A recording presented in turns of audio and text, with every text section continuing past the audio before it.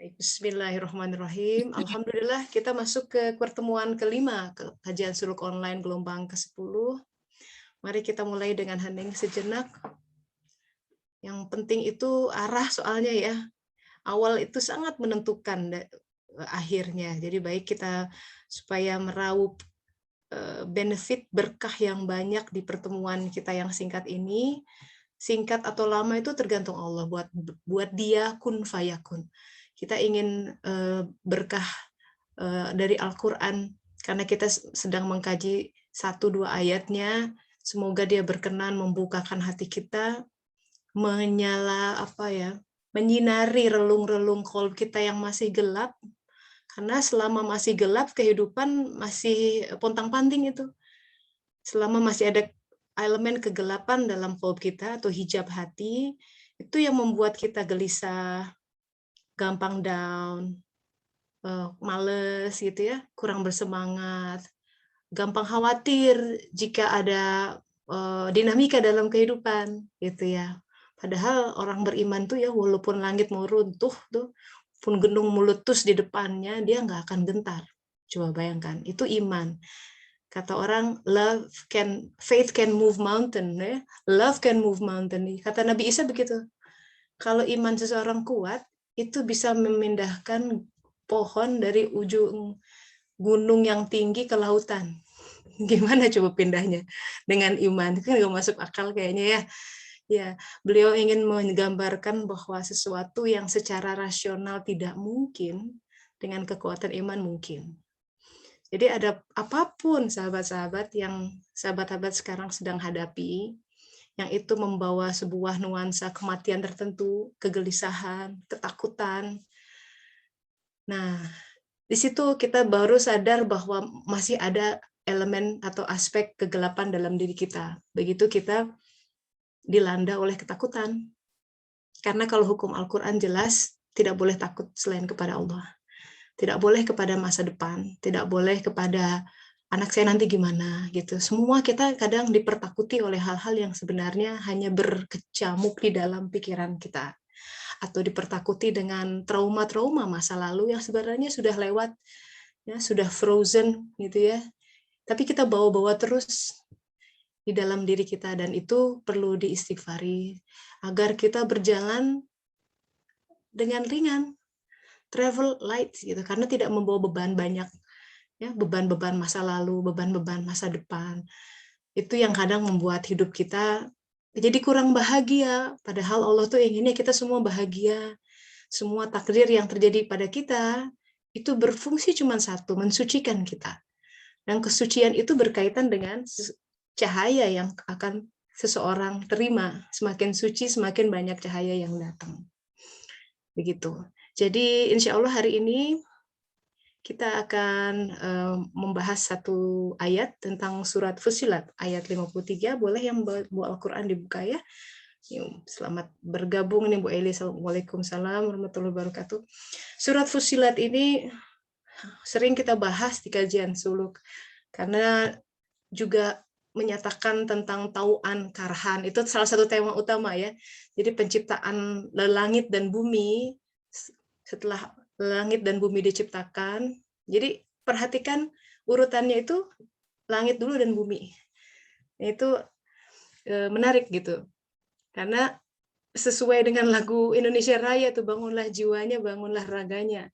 Jadi kehidupan kita secara fisik, fenomena keluarga kita, masyarakat, bangsa sebagai skala yang lebih luas, itu tidak akan bisa terwujud kecuali seseorang mengubah dirinya masing-masing. Nah, untuk itu dimulai dari suatu mentalitas tauan, ini disebutkan dalam Al-Quran. Ketika Allah berfirman, datanglah kepadaku dengan tauan, sukacita, atau karhan, terpaksa. Tapi kemudian mereka menjawab, langit dan bumi yang sudah tercipta, terbentuk dengan baik, mengatakan kami datang dengan sukacita.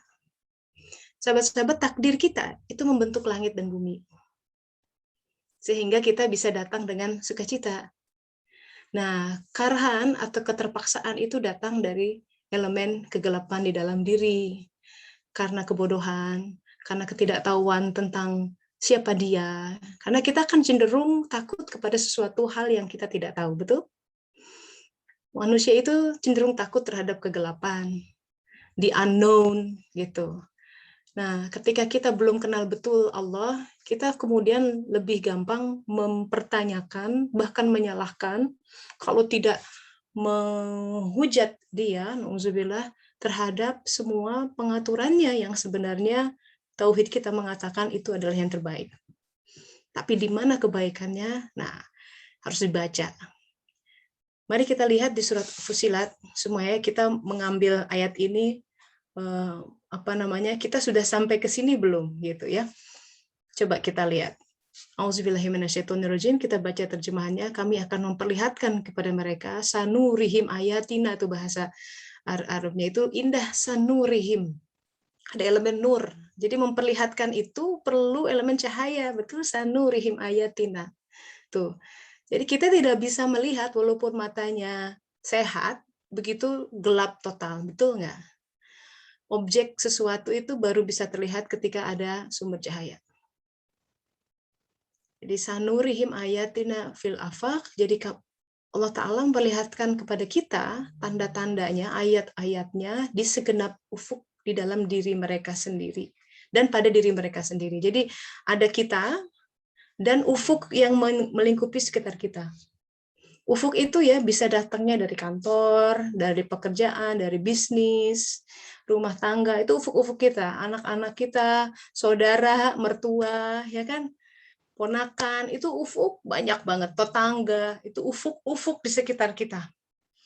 Kadang di dalam era sosial media ini, ufuknya bisa jangkauannya luas, melampaui ya different kontinen, lompat gitu.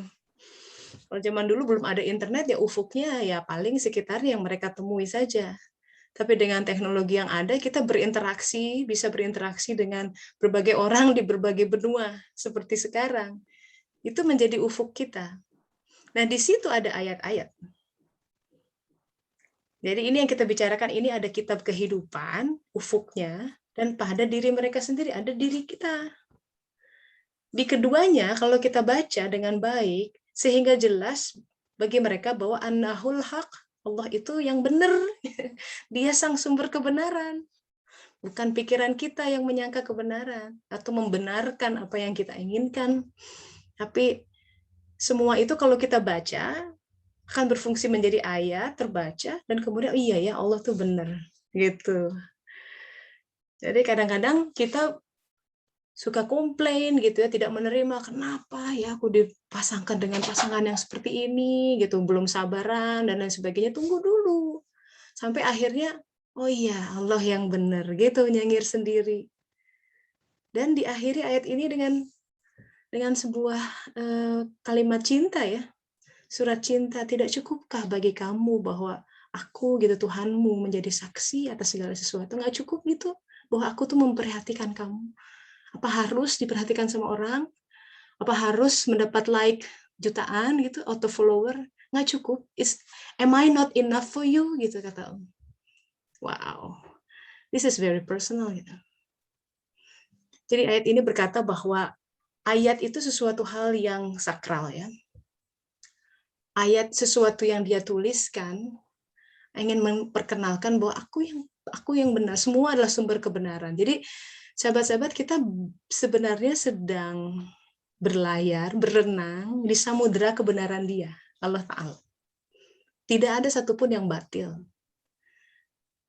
Jadi semua takdir yang melingkupi kita, karena itu adalah berasal dari karsanya, dia sudah ACC, nggak mungkin sesuatu itu terwujud tanpa ACC Allah, gitu ya. Kalau kantoran tuh begitu, tidak mungkin, tidak mungkin, tidak mungkin. Bahkan katakanlah kejahatan, setan pun ya, iblis dan pasukannya begitu karena Allah ciptakan for a purpose. Dia akan menyaring orang-orang yang memang tersaring gitu. Contohnya, jadi orang yang ada kejahatan di dalam hatinya akan makin terekselerasi oleh golongan api, yaitu setan, ya. Itu kan iblis itu dari golongan jin yang dari api gitu. Sama seperti halnya begini. kalau orang meninggal tidak membawa sai'ah, dosa, tidak ada amarah, tidak ada apa, makin ke alam barzah, dia tidak akan tersambar api gitu di dalam alam barzahnya. Karena api itu dia tidak bawa. Saya suka banget itu, ada kisah yang, ya saya ulang lagi tuh, seseorang diberi tur gitu ya, masuk ke neraka, dia kaget, loh kok kosong, jadi ada jauh bentangan kayak di dunia aneh, tapi lapang gitu, nggak ada apa-apanya. Terus dia tanya, ini bener neraka ya? Iya bener. Kok nggak seperti yang saya bayangkan, nggak ada api di dalamnya, karena dia ke situ nggak bawa api. Terus kata malaikatnya, ya karena api itu dibawa dari orang yang masuk sini, katanya.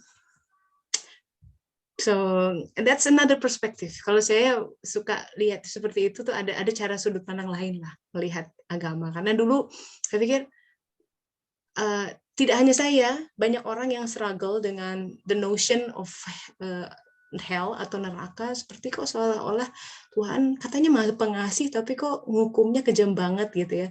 So ada cara memandang lain di situ yang lebih menyejukkan gitu. Ya, so this is Fusilat. Karena ini bicara tentang pembentukan langit dan bumi, sahabat-sahabat. Nanti kita akan masuk ke bab tentang struktur insan sekali lagi, bahwa langit apa sih yang dibentuk gitu ya, bumi apa. Bicara tentang diri kita, gitu. Karena Al-Quran adalah kitab yang mentransformasi seseorang. Ini ya. Jadi kalau kita baca Al-Quran itu urutannya dari setelah Al-Fatihah. Al-Fatihah itu seperti abstrak di dalam sebuah paper. Dia ada kesimpulan dari semua yang ada di situ dalam 7 ayat. Kemudian dimulai dari surat Al-Baqarah, diakhiri dengan surat An-Nas. Itu juga simbol bahwa kitab Al-Quran itu adalah sebuah kitab yang seharusnya mengubah manusia dari makhluk yang punya sifat seperti Al-Baqarah. Coba bayangkan, kenapa kok dijadikan nama ayat sapi betina? Supaya dia berubah menjadi An-Nas. An-Nas tuh manusia yang khusus. Nah, kalau bicara Al-Baqarah, kita akan harus mengingat, karena isinya Al-Baqarah itu banyak kisah tentang Bani Israel. Boleh dilihat lagi, di situ adalah tentang penyembelihan sapi betina. Ada kisah di situ tentang Al-Baqarah. Dan sapi betina, calf, golden calf, itu erat dengan kisah Nabi Musa dan kaumnya gitu. Secara ringkas Al-Baqarah itu melambangkan hewan ternak ya. Hewan ternak itu beda dengan hewan buas atau hewan liar. Hewan ternak itu domesticated animal. Mereka udah biasa pagi-pagi dikasih makan, merumput, berkembang biak ya. Kerjanya begitu. Mirip manusia yang pagi ke kantor, ini gajian, ya ke mall, and then berkeluarga, punya anak, punya cucu, pensiun, meninggal. Nah, kalau manusia hanya melakukan serangkaian kegiatan itu, walaupun dia sholat, haji, dan lain sebagainya, tapi tidak ada perubahan di dalam hatinya, dalam arti ya, 7 langitnya tidak terkembang, ini kita bicara Fusilat, itu dia, kalau dalam Al-Quran, ini kata Al-Quran, ya bukan kata saya, itu seperti kal an'am, bagaikan binatang ternak. Makanya ada surat Al-An'am juga dalam Al-Quran. Kenapa gitu? Kita harusnya tanda tanya tuh, kenapa kok ada? Karena Al-Quran bicara tentang diri kita. Jadi kalau kita baca orang-orang kafir, ya ayyuhal kafirun, nggak usah lihat keluar, lihat unsur ketertutupan dalam hati kita. Apakah ini jangan-jangan aku nih lagi tertutup gitu? Karena kafir dari cover, ada sesuatu yang lagi tertutup pada saat itu. And when it's closed, kita tertutup dari sebuah kebenaran. Kan dia ingin memperkenalkan ana al-haq, benar. Tapi ketika kita masih protes, nggak nerima, mengeluhkan takdir yang ada, sungguh sebenarnya pada saat itu kita sedang dalam sebuah ketertutupan. Nah, so Al-Baqarah harus berubah menjadi An-Nas. An-Nas itu manusia yang khusus. Nah, ini suluk, harus beranjak. Jadi setiap orang itu harus menemukan orbit dirinya masing-masing, tujuan untuk apa dia dicipta, misi hidupnya, kodrat dirinya. Nah itu yang sebenarnya digambarkan dalam ritual haji. Ya, kenapa ada tawaf? Dan kemudian puncak haji itu di Arafah. Namanya juga Arafah, padang pengenalan. Arafah satu kata dengan ma'rifat. Padang Arafah itu mengenal. Dan di situ beda. Kalau lagi tawaf itu bergerak, tapi Arafah itu diam, berzikir banyak-banyak. Karena apa? Di situ dia sedang berduaan sama Allah Ta'ala. Nah, kemudian Rasulullah kita sambungkan dengan hadis awaludina ma'rifatullah. Awal beragama itu ma'rifatullah. Jadi kita sekarang sedang lagi belajar menegakkan agama adin kita, tapi cara kita menegakkan adin tidak akan presisi sebelum kita kenal siapa dia. Karena sebelum itu kita hanya berasumsi bahwa oh, mungkin ini, mungkin itu. Mungkin ini pekerjaan yang saya ambil. Kita harus mulai khusus ya. Khusus itu begini, kalau kita mau jadi orang yang khusus di mata Allah, itu sebenarnya kuncinya mirip kok kalau kita pengen jadi pelajar khusus di mata guru kita atau menjadi employee yang khusus di depan bos atau direktur kita. Saya pengalaman juga gitu. Dan kuncinya adalah you have to take extra mile gitu. Kalau yang lain itu kerjanya segini, nivonya kita naik. Achievement kita. Nanti kita, wah, ada masuk radar dia, wah prestasi gitu. Nah, prestasi di mata Allah apa? Nah, itu yang harus setiap orang harus menemukan kunci-kuncinya. Dan itu nggak jauh dari apa-apa yang dia hadirkan, sahabat-sahabat. Nggak usah merekayasa apa yang aku harus lakukan. Udah aja identifikasi apa yang ada. Ada anak, ada itu tuh bunga, ada pot yang udah 3 hari belum disiram ya. Nah, such little things yang kadang kita neglect gitu ya, karena kita punya euforia bahwa yang namanya kebaktian itu sesuatu yang wow gitu. Harus menulis buku bestseller probably atau something that mengundang decak kagum orang banyak. Dalam beragama tidak seperti itu. Justru sebaliknya. Suatu persembahan yang sepi ya dari pandangan orang. Orang nggak ada yang tahu. Wah, cuma Allah dan malaikatnya yang tahu dan diri kita. Itu justru yang potensinya jauh lebih tinggi untuk menembus 7 lapis langit dan ada kehadapannya. Karena kalau kegiatan yang banyak dilihat orang itu cenderung ria, ya, ujub, resikonya besar terjatuh. Dia ingat ada hadis yang bikin Muaz bin Jabal menangis itu sampai 7 lapis langit, ya kan? Masing-masing ada saringannya tuh, ada malaikat yang mengendus, ada ujub apa tertahan.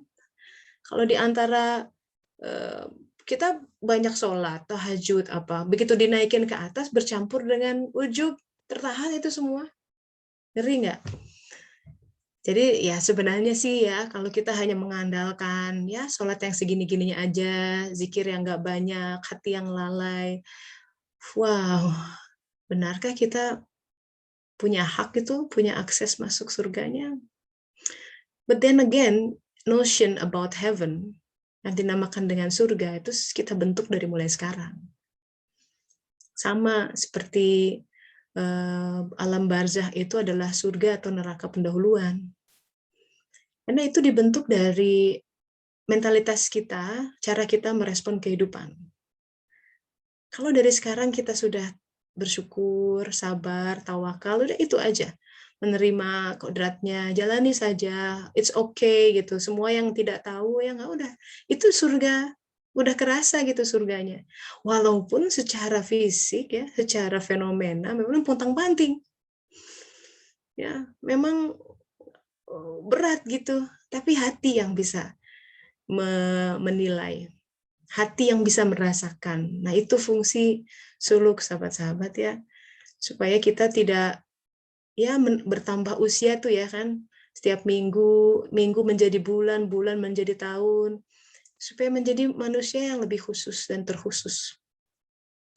Itu simbolnya haji. Maka yang disebut dengan haji mabrur, makanya macam-macam ya. Semua ritual itu menggambarkan sesuatu. Kenapa harus ada tahallul, dipotong rambutnya, itu semua pikiran-pikiran yang nggak benar, itu simbol ya, sesuatu yang tumbuh dari kepala harus dicukur. Fungsi tahallul itu sama dengan akikah tuh anak. cukur gitu. Kayak bayi 9 bulan ada di dalam rahim ibu, tapi kadang-kadang 9 bulan itu kan banyak influence dari ibu bapaknya tuh. Marahan, ya. Walaupun kalau sama ibu secara fisik jelas ya, tapi walaupun namanya ayah, dia ada. Kalau ayahnya di kantor gamang, hatinya kena tuh si adik. Ya makanya orang Jawa bilang, aduh kalau hamil tuh harus di special treatment gitu ya. Jangan bicara sompral, jangan macam-macam. Nah itu salah satu wisdom yang orang tua zaman dulu tahu bagaimana itu bisa berefek kepada janin yang sedang dikandung. Makanya ada proses tahallul. Akikah. Simbolnya dipotong rambutnya, menggambarkan apa-apa yang tumbuh di dalam rahim yang merupakan bawaan-bawaan negatif dari orang tuanya dihilangkan. Jadi di restart lagi dari awal. Begitu. Enggak. Nah, contoh kita bicara tentang haji ya. Jadi ketika di padang Arafah itu dia padang pengenalan kan. Dia menjadi tahu siapa dirinya pertama. Siapa dirinya. Orang selesai dari haji ya. Tanda yang paling mencolok, tanda yang paling utama dari kemabruran seseorang itu adalah dia menjadi orang yang ridho dengan semua kodok dalam hidupnya. Jadi dia ridho dengan ini saya, ini masa lalu saya, ini takdir yang kau berikan kepada saya. Dari keriduan itu dia melangkah ke depan. Dan dia mulai membaca dirinya. Ini yang akan saya lakukan. Dia jujur, ya, saya cocoknya di mana dan lain sebagainya. Ya, itu nanti akan menjadikan kita mulai bisa membaca ayat-ayat yang dia berikan gitu. Nah, itu. Jadi hari ini kita bicara tentang bahwa ada sebuah perjalanan ke dalam untuk membaca ayat-ayatnya supaya jelas bahwa semua ini adalah kebenaran, datang dari yang Maha Benar. Jadi sahabat-sahabat, there's nothing wrong with your faith. Nggak ada sama sekali hal yang salah dengan kehidupan Anda semua. Dan saya bicara ini berdasarkan ayat Al-Quran. Kalau kita masih menyalahkan, yang berat tuh menyalahkan diri ya. Kadang kita so hard on ourselves gitu. To punish ourselves. Kita lebih mudah, mungkin ada yang lebih mudah memaafkan orang lain, tapi memaafkan diri sendiri tidak mudah. Dan itu kadang tidak sadar bahwa dia sedang menghukum dirinya sendiri. So let go gitu, bahwa it's okay. Hal yang kita pandang sebagai suatu mistake, suatu kesalahan pun sebenarnya adalah sebuah pembelajaran yang berharga. Jadi dengan kesadaran bahwa nggak ada yang salah dengan kehidupan kita, katakan itu kepada diri kita sendiri, enforce it, ulangi lagi terus-menerus sampai kita merasa ada hati yang berubah gitu. Nggak ada yang salah. Nggak ada yang salah beneran. Nggak ada yang salah. Hal yang kita bilang, aduh coba ya nggak begitu, ya udah terjadi. Kalau sudah takdir, itu pasti ada kebaikan. Daripada mau ributkan nasi sudah jadi bubur, kalau kata Agim tuh udah nggak bisa diubah dari bubur jadi nasi. Mendingan cari cakwe ayam, katanya kita ubah jadi bubur ayam yang enak. Gitu. Itu mentalitas yang luar biasa dalam kehidupan. That's how we go on. Gitu. Tapi untuk lebih menajamkan, kita buka sesi sharing ya, diskusi. Silakan. Ini ada di sini nggak nih? Alhamdulillah sudah mendingan katanya. Alhamdulillah, insya Allah hari ini pulang teh. Alhamdulillah. Betul, Teh Tessa. Insya Allah, ya. Insya Lagi Allah. on the way, mungkin sekarang lagi urus administrasi apa ya, insya Allah. Tuh ya. Alhamdulillah, ya. Berlalu udah, alhamdulillah. Jadi di rumah sakit lumayan lama nih ya. Iya, hampir 2 minggu lebih ya. Udah hampir-hampiran tuh kemarin teh ya. Karena di dalam Iya, Masya Allah sih. Masya Allah tuh ya, semua. Iya, mendengar belajar. ceritanya pada saat dia pasrah, alhamdulillah tuh sariawannya hilang semua. Begitu pasrah, begitu ikhlas, hilang. Itu ada saat ketika udah susah makan, udah kayak udah mau meninggal tuh, udah pamit-pamit dia sama saya. Iya. Ya teh, pamit semua, iya. Semangat dulu, selama masih ada nafas, terusin gitu ya. Harus kayak gini. Walaupun besok kiamat, kata hadisnya, tanam benih gitu. Itu. Jadi kita kan, tanam benih besok kiamat, kapan tumbuhnya? So what's the point tanam benih? Bener nggak? Rasio kita berkata baik itu. Apa Rasulullah salah? Tidak. Rasulullah melihat ada dimensi lain. Rasulullah bilang kalau begitu action kita menanam benih itu menanam kebaikan. Pohonnya nggak tumbuh di alam ini, sahabat-sahabat. Tapi kebaikan hati kita yang berniat seperti itu, kita rauh nanti di sana. Nah ini loh, ini betul-betul harus mendobrak cara kita memandang kehidupan. Bahwa apa-apa yang luput di kehidupan di dunia ini itu kita dapatnya di sana. Supaya kita tidak terlalu bersedih dengan apa yang lepas dari kita dan tidak terlalu terbuai oleh kegembiraan dengan apa yang kita terima. Ya, tenang-tenang aja gitu, semuanya nggak akan hilang. Nah, artinya di sisi lain juga sampai di akhir nafas terakhir kita apapun kebaikan bisa lakukan. Itu loh, that's the spirit. Ya, apa yang bisa saya berikan gitu ya. Jadi setiap hari tuh selalu spiritnya begitu. What can I do? Oke, lihat kiri kanan. Oh, anak jelas ya. Oh, apa ya? Oh, beberes ya jelas. Nggak usah ada yang lihat. Kembali ke ayat ini ya, tidak cukupkah aku menjadi saksimu? Tidak cukup, am I not enough gitu, berduaan sama Allah. Apa ya hari ini ya Allah, kita lihat kiri kanan, oke, kalau Teh Lina kasih makan si Triko gitu ya, lihat kiri kanan lagi, itu tumbuhan udah rimbun dipotongin banyak. Aduh, itu kerjaan mah nggak akan habis ya. Belum kalau ada tiba-tiba saudara datang ini itu, orang tua perlu ini itu, kan jelas. Nah, itu tuh indah cara kita memandang kehidupan seperti itu. Sehingga selalu, what can I do? What can I do? Dengan bismillah, kita menjadi merahmati sekitar. Dengan cara mentalitas, kita tuh ingin memberi. Itu yang namanya wal asri.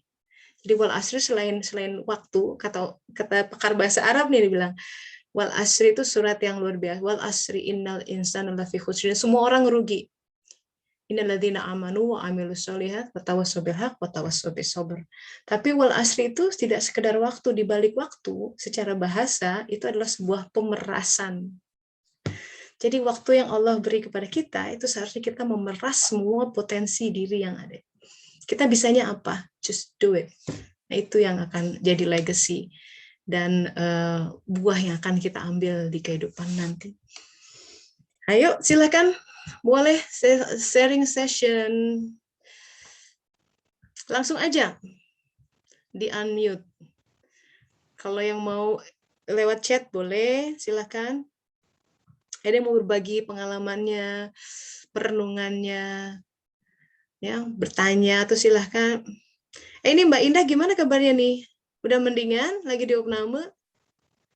Atau sudah pulang? Coba dengar nggak Mbak Indah? Ya, masih di rumah sakit nih, nggak bisa. Oke. Sama Bu. Masih ya udah masih pakai oksigen. Ya udah bismillah ya. Tapi udah pakai oksigennya yang selang ini lah, ada lumayan tuh. Karena kalau terus ya udah istirahat ya Mbak ya. Semoga lekas sembuh. Iya, ini lagi di tensi.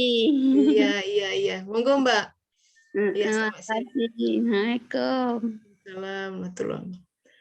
Silakan. Ayo bersedekah, berbagi perenungannya, berbagi pembacaan kitab dirinya, berbagi kisah, berbagi ilmu. So, it's your turn. Assalamualaikum Teh. Ya, waalaikumsalam warahmatullahi wabarakatuh. Ya, silakan Mbak Ida. Ya, perkenalkan ya, saya Ida dari Bandung. Teh mau bertanya, gimana sih Teh biar hati kita tuh, kan kita mencoba untuk menerima semua ketetapan yang Allah berikan kepada kita ya Teh ya. Dengan ikhlas, dengan let it go gitu kan kata Teteh. Nah, tapi kadang ketika ujian itu dikasih, rasanya sulit gitu loh Teh. Kayak merasa kalau apa sih salah saya gitu. Saya udah ngelakuin ini ternyata gagal gitu misal. Terus kadang Allah tuh lagi ngajarin apa sih kadang mencoba untuk ikhlas, mencoba untuk let it go, tapi kayaknya sulit banget gitu. Terus gimana kita bisa taunya kalau kita udah ikhlas tuh gimana gitu loh Teh. Terus caranya itu, cara untuk let it go, ada nggak sih Teh trik-trik khususnya gitu loh Teh? Karena masalah hati kan kadang pelik ya Teh. Kadang kita, enggak kok saya udah ikhlas, tapi padahal enggak gitu loh Teh. Mungkin di mulutnya bisa ngomong kayak gitu, tapi padahal masih kayak aduh gimana gitu loh Teh, kayak masih berat gitu loh Teh. Iya. Ya, ini semua klasik ya. Gimana cara kita bisa sholat khusyuk, gimana bisa sabar, gimana kita bisa memaafkan. Saya, karena ini kajian suluk ya, saya nggak mau banyak berteori-teori sih, cuma pertama menyampaikan apa yang menjadi pengalaman gitu ya, dan itu didasarkan dengan ilmu tauhid. Kita itu sahabat-sahabat harus tahu diri ya, kita manusia itu fakir, tidak berdaya. Jadi jangan ambil posisi I can do this. No, kita harus begitu ada kesulitan, pertama kali yang harus dilakukan menghadap sama Allah Ta'ala. Panggil dia. Jadi kalau misalkan kita, aduh gimana caranya, ini kok hatiku belum bisa memaafkan, ambil wudhu, sholat, nah itu, balik lagi ke situ ya. Itu. Jadi semua itu tidak akan mungkin bisa kalau Allah tidak bantu. Semua itu sahabat-sahabat akan jadi sulit kalau Allah tidak bantu, begitu. Jadi kemudahan itu datang bersama pertolongan Allah Ta'ala. Itu tauhidnya. Itu intinya. Karena apa? Karena dia tuh ingin kita dekat ya. Ingin berdekatan dengan kita. Ingin suatu saat ketika kita kembali ke alam barzah, satu tahap lebih dekat dengannya, sang malaikat bertanya, man rabbuka, itu pertanyaan dahsyat loh. Tidak sekedar terjemahannya siapa Tuhanmu. Siapa Tuhanmu gitu kan, kalau terjemahannya dulu, zaman dulu kita belajar siapa Tuhanmu, oh tahu Allah, iya yang jawab ini ya, begitu otaknya mati belum tentu bisa jawab.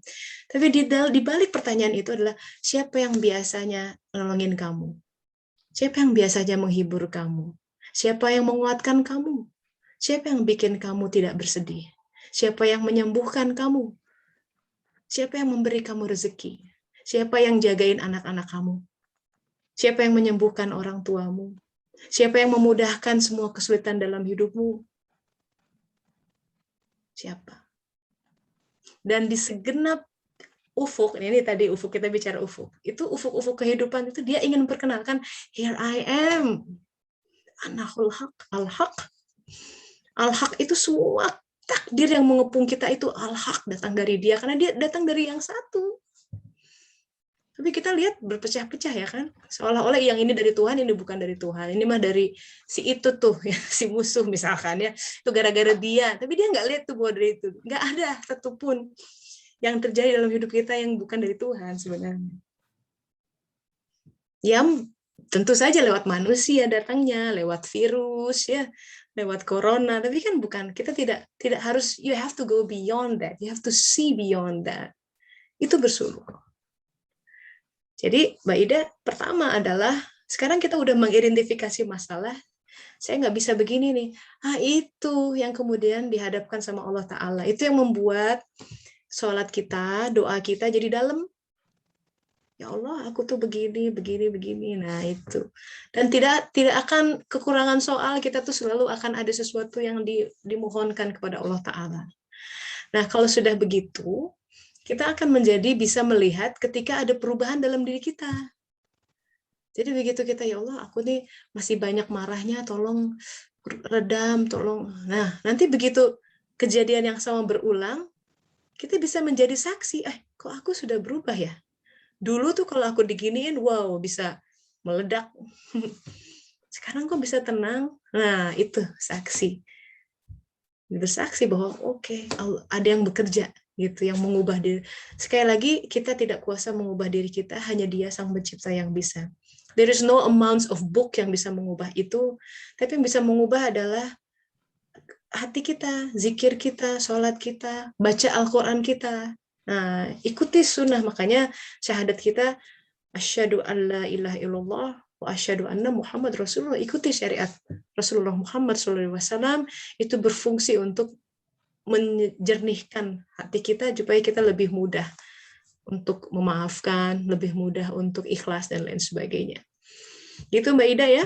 Semoga membantu. Iya Teh.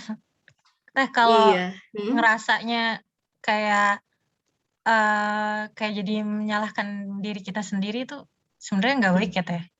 Atau Iya, ini pertanyaannya mirip dengan Mbak Ririn ya. Waalaikumsalam warahmatullahi wabarakatuh. Jadi gini, menyalahkan diri sendiri juga sebenarnya kan jadi gini, menyalahkan atau blaming itu karena dia belum paham sesuatu yang datang itu adalah sebuah kebaikan. Jadi si rasio dia butuh dikaitkan ke sesuatu. Oh, ini gara-gara dia, and then settle gitu. Padahal itu terburu-buru.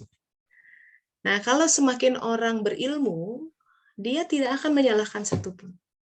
Nggak akan ya. Bahkan orang yang menyakiti dia sekalipun, karena dia melihat di balik itu Allah Ta'ala, mana berani menyalahkan Allah. Ya enggak? Dia digerakkan, wah di belakangnya ada Allah. Oh, ya udah gitu. Jadi nggak akan menyalahkan. Nah sekarang, oke, kalau orang lain kita bisa lihat ya geraknya. Tapi kadang menyalahkan diri itu nggak sadar, we punish ourselves, menghukum diri kita. Udah, kamu gini, terus bekerja, kamu tidak, pokoknya gitu, kamu dosamu terlalu banyak, atau misalkan dan lain sebagainya. We beat ourselves so hard gitu loh. Kita tuh menghukumi diri kita sendiri tanpa kita sadar. Kita tidak menerima cinta orang lain, cinta yang lain, karena kita membangun, you building a wall. Nggak sadar itu. Dia membangun benteng karena dia tidak mau disakiti lagi, misalkan ya, dan tidak mau menyakiti orang lain.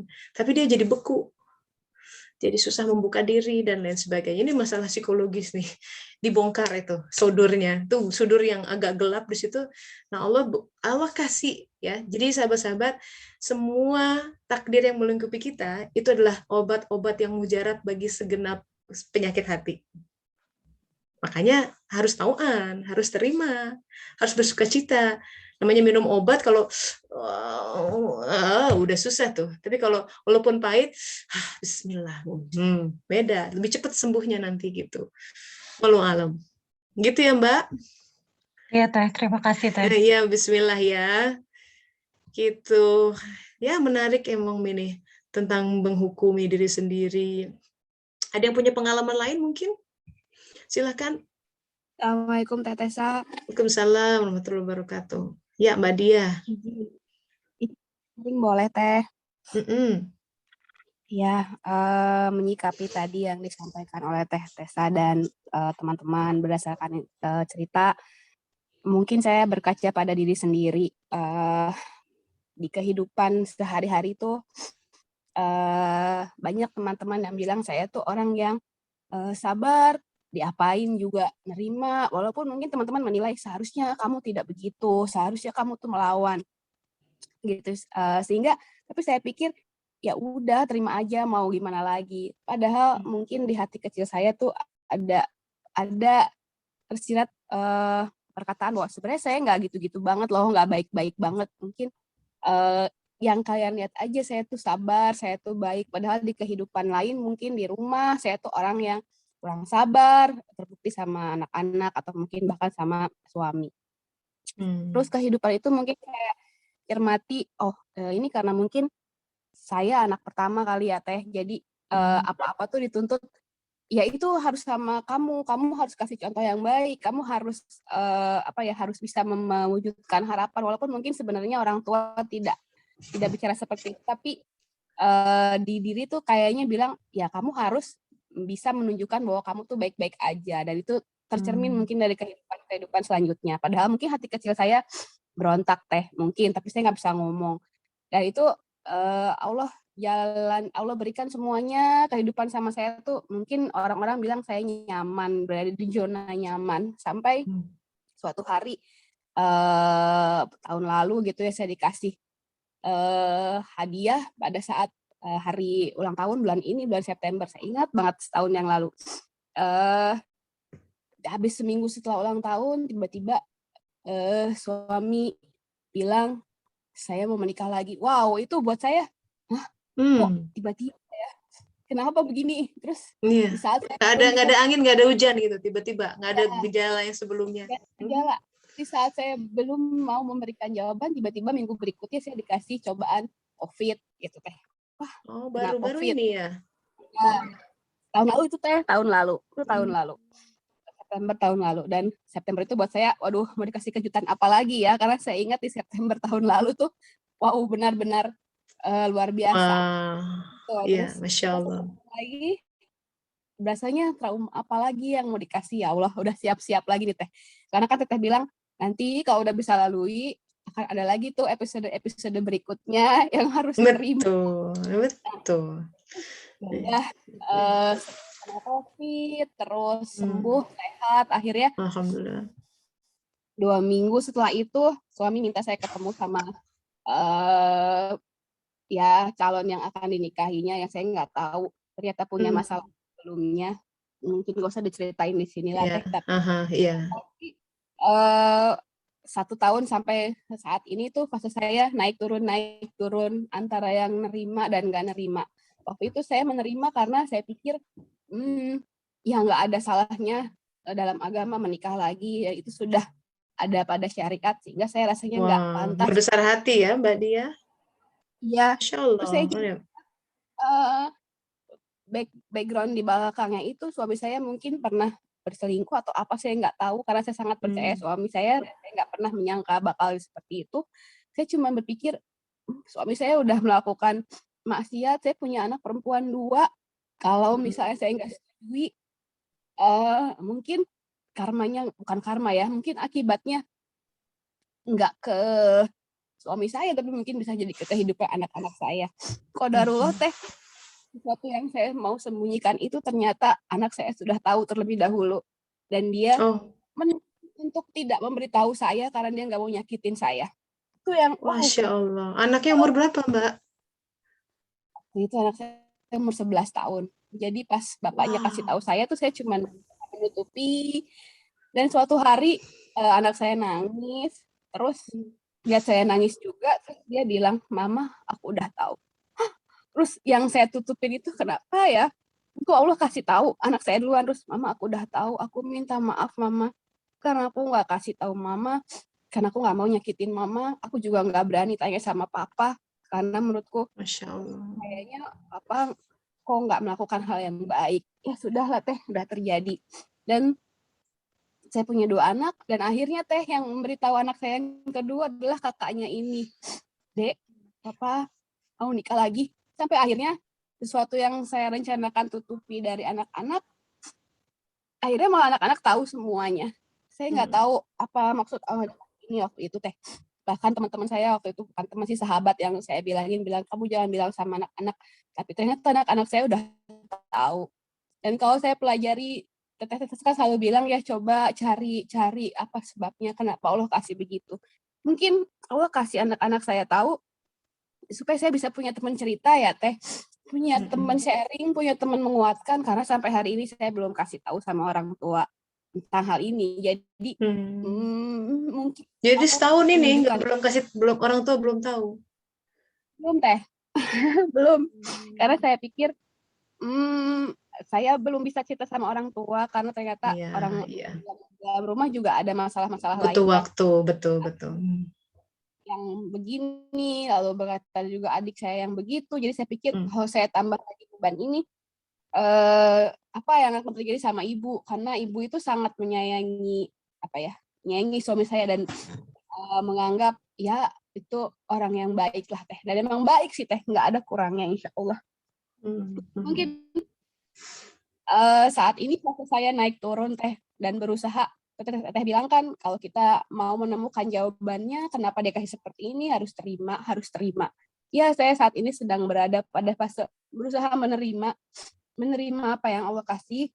Tapi ternyata ujiannya berat juga ya teh, di saat menerima lalu muncul lagi kejutan-kejutan lain yang juga saya harus terima gitu. Dan itu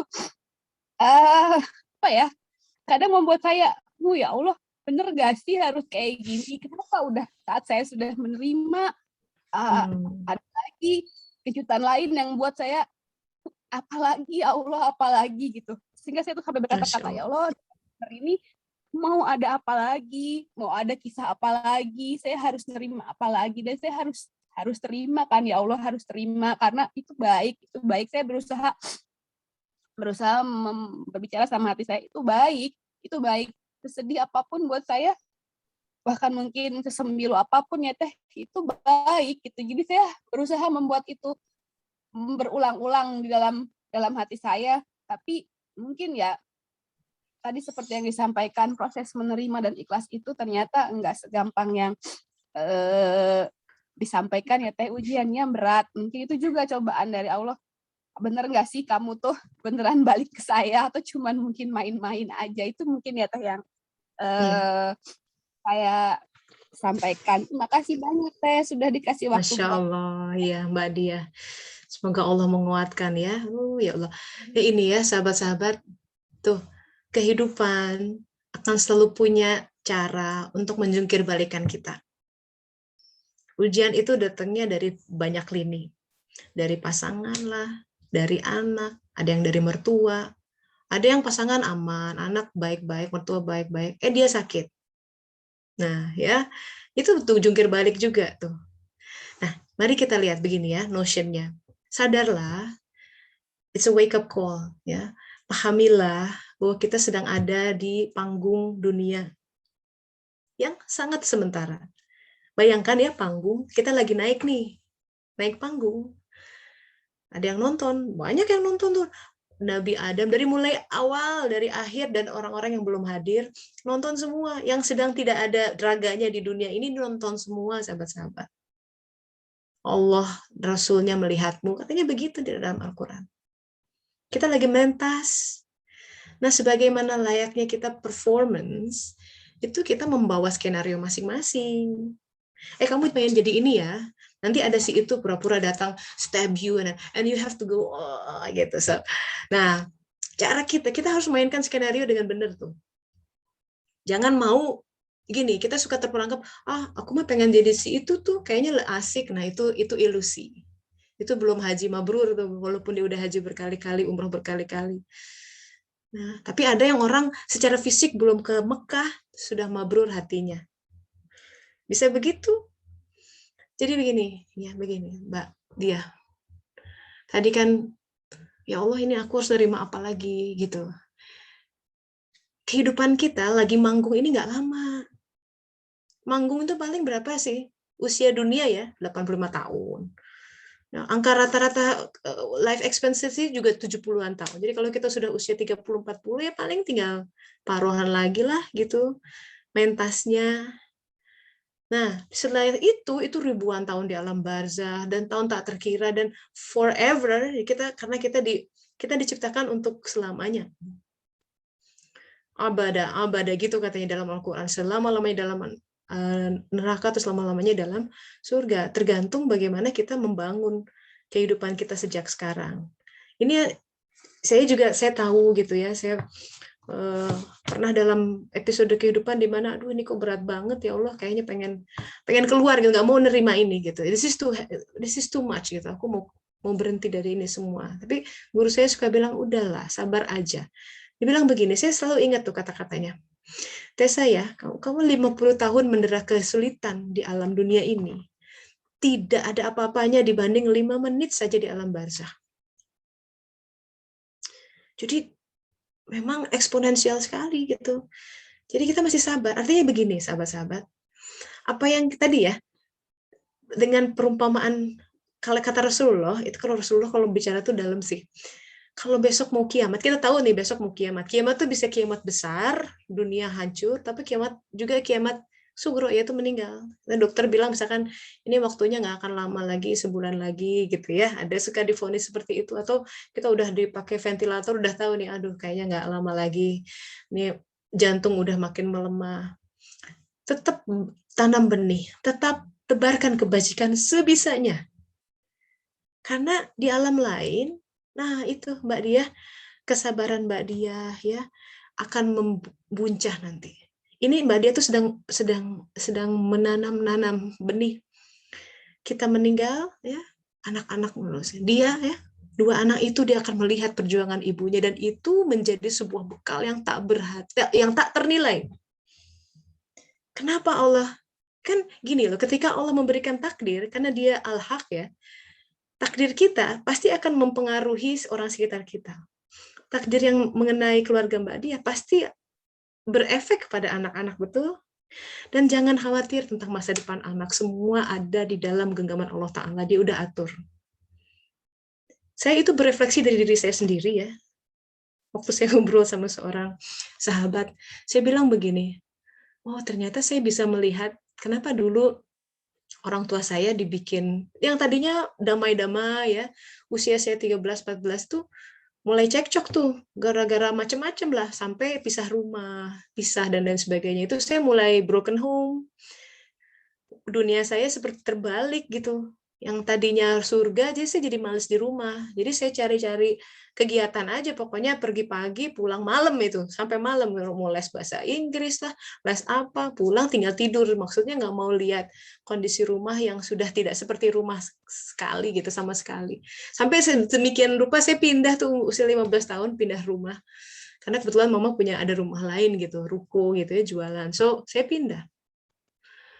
Di saat itu, memang saat ya jungkir baliknya, saya merasa kok kenapa ya Allah bikin kehidupan saya begini gitu. Tapi sekian tahun kemudian saya lihat, tanpa saya dibuat seperti itu, saya terlalu nyaman dalam dunia saya. Tidak akan saya mencari Tuhan. Mungkin secara karir sukses, punya ini itu, tapi kehilangan rasa gitu. Mungkin nggak akan ada kelas kajian suluk online. Karena boro-boro gitu ingat itu, ya. So, Mbak Dia, anak-anak kita, ya, camkan ini. Allah tuh lebih sayang sama mereka dibanding kita sendiri. Jadi jangan khawatir. Allah lebih sayang sama mereka dibanding kita sendiri. Ya, itu luar biasa kuat sekali, sampai si kakak bisa menyimpan itu karena menjaga anak itu. Saya, wow, dia sudah punya ini ya, kekuatan mental tersendiri. Itu benar-benar Allah yang beri. Udah Sampai kuat di usia. Yang besar itu bicaranya gini, Mama itu sudah melalui berbagai macam fase kehidupan, sudah menikah. Aku masih SD, aku masih harus ketemu lagi nanti fase ketemu menikah. Mungkin maksud dia ngomongin fase-fase kehidupan dia masih panjang. Saat ini aja aku usaha nih, Ma, kalau ketemu teman lelaki tuh jadi jadi kurang bisa trusted 100% gitu. Kausa ya itu yang terjadi sama ayahnya gitu. Ya saya cuma bilang, enggak nak, insya Allah nanti kamu bakal kuat kok karena ada Allah, tapi jangan berpikir bahwa semua laki-laki itu sama gitu. Bapak kamu nggak salah kok yang dikerjain, betul, karena semuanya ada di dalam Al-Quran, cuma mungkin fase yang dilewatinya aja yang salah. Semoga apa yang saya sampaikan itu mungkin bisa menguatkan anak-anak, ya Teh. Saya nggak tahu maksud di balik ini semua, tapi saya tahu pasti baik dan berharap peristiwa yang seperti Teh bilang ya, itu akan menjadi fase-fase kehidupan selanjutnya yang bisa menjadi penguat untuk bisa lebih baik. Itu saja sih Teh doa saya. Amin, insya Allah. Tuh, Mbak Dia banyak yang kasih dukungan di chat, bisa dibaca. Nih, ya, sebagai khasanah ya yang melengkapi, ini ada kisah nyata. Anak ini di Amerika nih settingnya ya. Jadi dia 3 bersaudara, bapaknya itu peminum, ya, minum-minuman. Kalau jadi dia tuh kasar pada dasarnya, ya. Orangnya tinggi besar gitu ya, tangannya kekar. Jadi kalau emosi itu banting apa gitu ya. Nah, itu tambah parah. Jadi gini, kalau dia udah pengen minum itu harus ada. Satu-satunya cara bikin dia tidak banyak merusak adalah kalau dia udah mabuk banget, udah terjerembab gitu. Nah, jadi si anak ini umur 11 itu udah sering, dia bilang, sering dengar kalau udah bapaknya datang marah-marah sama ibunya. Ibunya tuh kerja sebagai perawat ya di rumah sakit. Kalau udah kedengeran gitu teriak-teriak bapaknya kan, budak, kadang piring dibanting apa. Dia di kamar tutup telinganya dalam ini keras-keras gitu. Nah, dia bilang dalam memoirnya, dia bilang begini, perasaan itu sangat sangat menyiksa saya sebagai anak gitu ya. Dari umur SD, dia selalu living in fear. Jadi dia pulang tuh takut. Jadi kalau ayahnya datang udah belum apa-apa tubuhnya udah gemetar segitunya ya. Sedih. Bapaknya datang, aduh ngapain lah. Coba bayangkan, setiap hari dia harus begitu. Nah sekarang kalau bapaknya udah marah begitu, biasanya ibunya suruh anak-anak ke atas gitu. Saya bisa bersembunyi di balik bantal, tapi katanya yang paling parah itu adalah perasaan guilty. Saya merasa bersalah karena saya tidak bisa berbuat apapun melihat ibu saya seperti itu. Dia bilang begini dalam memoirnya, kalau ayah saya menyakiti saya bisa terima, saya bisa hidup. Tapi kalau ayah saya sampai menyakiti ibu saya, dan kalau ada apa-apa sama ibu saya, dunia saya hancur. Kenapa? Karena ibu itu sumber kasih sayang saya. Dia yang selalu bersinar, ngomongin saya, tidak pernah berkata buruk walaupun sama suaminya sendiri yang seperti itu. Karena dia bilang, I love your father. Dia bilang begitu coba. Bahkan udah dipukulin, kadang dicekik, suatu hari pernah dilihat ibunya dicekik terus dia turun. Karena si bapaknya lihat anaknya ada, dilepas tuh pegangannya. Bisa mati tuh si ibu. Itu tersering karena namanya mabuk ya, tidak terkendali. Si anak itu kemudian protes, dia grew up in a Catholic family. Terus dia bilang, Tuhan, kalau Engkau ada, kenapa Kau mengizinkan ini terjadi? Wah, dia struggle. Setelah itu, akhirnya dia memutuskan untuk lari dari rumah gitu. Tapi kemudian pengalamannya ini membuat dia berkelana dari satu agama ke agama lain, sempat jadi ateis. Tapi in the end si orang tua ini ya tetap aja bersama. Coba bayangin, si istrinya itu luar biasa ya. Sampai usia 67 masih bertahan. Beliau akhirnya meninggal setahun sebelum suaminya meninggal tuh, semua yang ngelayat dia tuh bilang, your mother is an angel, your mother is an angel. Sekian puluh tahun kemudian si anak ini menceritakan kisahnya, dia tulis dalam buku judulnya Losing My Religion, A Calling for Help. Saya sedang menerjemahkan, doakan semoga bisa lancar. Dan anak ini namanya Jeffrey Lang. Pernah dengar ya, yang membuat buku Even the Angels Ask gitu, bahkan malaikat pun bertanya. Dia udah jadi profesor matematik di Amerika. Dia cerita tentang itu. Tapi bagaimana dia bisa hidup, melanjutkan hidupnya, mulai menerima Tuhan dengan melihat cinta kasih ibunya. Yang dia pikir nggak masuk akal, kenapa nggak tinggalin aja tuh orang ya, bapaknya kayak dia punya masalah banget, dendam sama bapaknya. Tapi begitu dia lihat kenapa ibu saya bisa demikian memaafkan, dan saya pun akan memaafkan. Nah itu luar biasa. Jadi itu kisah-kisah hidup manusia. Itu bukan dongeng, itu kejadian yang ada, sahabat-sahabat, apapun yang terjadi, kita nggak sendiri. Jadi jangan sekali-kali judging Tuhan, menyangka bahwa ujian kita adalah yang paling berat sedunia. Nggak mungkin, Allah itu mengkadar sesuai dengan daya pikul kita. Itu adalah prinsip. Allah tidak menzalimi sedikit pun hamba-hambanya, itu Al-Quran. Itu janji Allah. Tidak mungkin buat dia engkau begitu kuat gitu ya. Itulah salah satu, semoga ya insya Allah tanda keimanan, kata Rasulullah begitu. Tidak ada musibah yang kita terima sebagai umat Islam kecuali Allah hapuskan kesalahan dan dosa kita melalui perantaraan musibah itu. Mau sakit, dicederai orang, disakiti orang, meskipun musibah yang kita terima sekedar tertusuk jarum, kata Rasulullah. Gitu. Ya, coba bayangin, tertusuk jarum itu baru fisik ya, dan kecil lagi. Apalagi yang sakit hati seperti ini. Jadi semuanya adalah sebagai sebuah pensucian. Jadi kita belajar akan membuat kuat ya ketika kita melihat kasus-kasus yang lebih parah dari kita tuh. Itu kata Rasulullah, kalau kamu lihat yang di bawah kamu tuh, kamu bikinlah jadi lebih, wow ternyata ada yang di bawah aku lebih parah ya. Kalau dia bisa sabar, kenapa aku enggak gitu. Ada yang sampai dipukulin, Mbak. Udah mau sampai mati. Ya, di sekitar sini juga ada, saya tahu. Sampai, udah sampai death threats ya. Ancaman seperti itu. Nah, kita harus, kalau orang Belanda bilang relativeren. Bukan berarti mengecilkan permasalahan, sama sekali tidak. Saya berempati gitu. But I want you to be strong. Not only for you, also for your daughters. Karena begitu mereka lihat ibunya ini, dan itu adalah modal buat anak-anak untuk melihat, oh, ibu saya bisa ya, saya juga bisa. Karena itu caranya. Karena kita nggak bisa bilang sabar ya nak, sabar. Kitanya mesti jadi sabar. Dan anak akan hanya ya action speaks louder than words. Anak itu akan meniru aura kita, tindakan kita, respon kita gitu.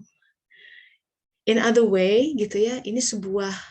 Jadi jangan salahkan sini situ ya. Jangan salahkan pihak lain. Mama juga memang ini Allah izinkan.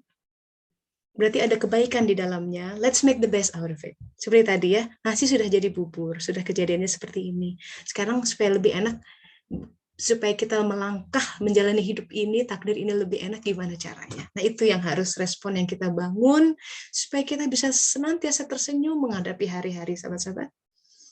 Ya, dan itulah surga kita yang dibangun. Supaya nanti di sana kita dapat surga juga yang sesungguhnya. Amin ya rabbal alamin. Ya, semoga Allah kuatkan. Ya, ini juga nih Teh Yenian udah datang nih. Assalamualaikum Teh Yenian. Waalaikumsalam warahmatullahi wabarakatuh. Alhamdulillah, tuh udah seger suaranya nih. Di mana? Masih di rumah sakit? Masih di rumah sakit nunggu administrasi. Tadi alhamdulillah emang terakhir tidak ada inflamasi, jadi tinggal nunggu hasil biopsi yang diulang. Iya, iya, tapi udah bisa minum. Alhamdulillah ya, bisa menelan dengan sempurna sekarang. Alhamdulillah, Masya Allah. Ada saat-saat kemarin ketika udah ini kayaknya udah terakhir nih Teh, ya. Ya, Masya Allah. Bismillah, kebayang. Apa ini pelajarannya? Boleh dibagi dong. Bahwa memang ini kan berarti hampir 2 bulan ya Teh ya. Sakitnya sampai detik ini jadi total 2 bulan itu. Jadi yang di awal-awal itu memang kesombongan sih sebetulnya. Ngerasa bisa menghandle, secara tidak sadar ternyata menzalimi tubuh diri sendiri gitu ya. Oh, maksudnya gimana tuh? Menghandle apa dan kecapean, ngehandle anak-anak, ngerasa terutama ke suami sih ya. Ada kata-kata yang terlontar tuh saat kesel sama suami, saya bilang I don't need you at all as long as I have I don't need you. Iya. Sombong gitu. Sombong. Iya. Berat itu kata-katanya ya. Iya. Sampai pada titik terendah itu ya disadarkan gitu siapa saya, walaupun memang ada Allah tapi kan keberadaan suami itu Allah yang hadirkan gitu. Betul, dan telak ya diuji oleh sakit yang jaga anak-anak siapa? Suami. So you need me, kata suami. Masya Allah. Iya, tapi itu sih Teh ajaibnya ya Teh ya, memang Allah itu dekat. Masya Allah. Langsung ya, alhamdulillah kontan. Itu kan 7 minggu ya Teh, 7 minggu begitu saat disadarkan Allah angkat kembali itu langsung dalam seminggu hilang semua. Sampai sekarang penyakitnya nggak ketahuan tapi hilang begitu aja gitu. Masya Allah. Masya Allah. Iya. Masya Allah. Yang harus disyukuri gitu. Betul.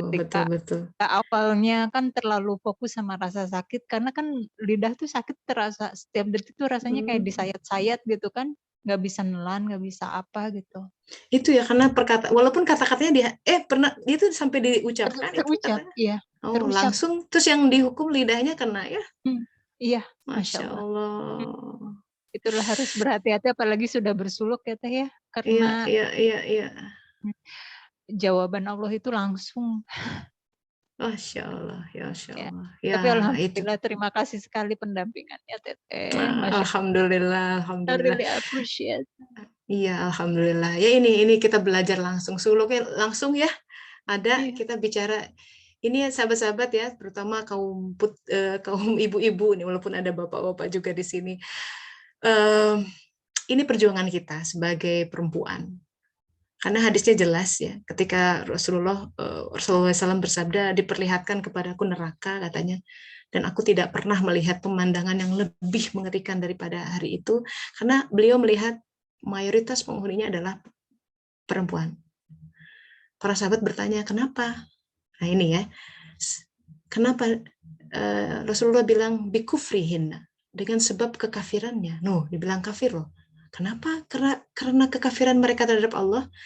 Kekafiran ini berkaitan dengan apa? Kata Rasulullah, karena mereka mengingkari kebaikan suami, mereka mengingkari kebaikan orang lain. Jika engkau berbuat baik kepada salah seorang di antara mereka bertahun-tahun lamanya, jadi suaminya baik gitu ya, tapi mereka mengatakan, aku tidak melihat sama sekali kebaikan di situ, katanya. Nggak ada baik-baiknya deh suamiku, gitu. Itu, nauzubillah, itu membawa, itu hadis Bukhari, ya, sahih tahun nomor 1052. Itu. Jadi nuansanya banyak gitu. Tadi Teh Yandian berbagi, ada suatu keceplosan, lagi kesel ya, namanya kesel, kita juga pernah ya. Aku bisa sendiri, I don't need you. Sampai terucap, sahabat-sahabat dibikin sakit. Ini martir ini, beliau sendiri mengucapkan kisahnya. Tapi yang menarik dari suluk ya, apapun yang terjadi, dia lihat ke dalam diri. Nah itu yang indah. Beliau tidak melihat ini sakitnya, hanya sakitnya gitu. Tapi melihat bagaimana ini semua berasal, nah itu suluk. Itu ayat-ayat Allah. Karena semua berawal dari diri, nanti keluar. Apa yang terjadi di luar, sahabat-sahabat, ragam masalah yang mengepung kita, itu datang dari Al-Haq yang satu. Nggak ada, mau itu dari malaikat, setan, semua juga, kalau ujung-ujungnya itu dari Allah Ta'ala. Jadi kalau kita menyalahkan seseorang, itu sama dengan kita menyalahkan Allah sebenarnya. Logika ya? So stop blaming. Just accept as it is. Terima apa adanya. Perkara kita nggak paham, terima dulu. Dan di situ fungsi forgiveness. Kalau kita memaafkan orang lain, Allah lebih cepat memaafkan kita. Kalau kita menghukumi orang lain, Allah juga akan memberikan hukumannya sama kita. Nauzubillah min dzalik. Tapi ini indah. Terima kasih sudah berbagi, sahabat-sahabat. Ya, alhamdulillah waktunya sudah habis. Insya Allah minggu depan kita sambung lagi dengan struktur insan. Kita masuk ke materi inti. Semoga bisa bermanfaat, ya, mengubah persepsi kita, mengubah cara kita merespon kehidupan dengan supaya lebih bijak, lebih baik lagi, supaya lebih melihat kebaikan Allah di balik semuanya. Kita baca alhamdulillah dan doa akhir majelis. Subhanaka Allahumma wa bihamdika asyhadu an la ilaha illa anta astaghfiruka wa atubu ilaik. Alhamdulillah. Terima kasih semua yang berbagi, semoga bermanfaat. Sami-sami. Terima kasih Teh Inian. Assalamualaikum, Mbak Dia, terima Makasih kasih banyak, Teh Yandian. Teh.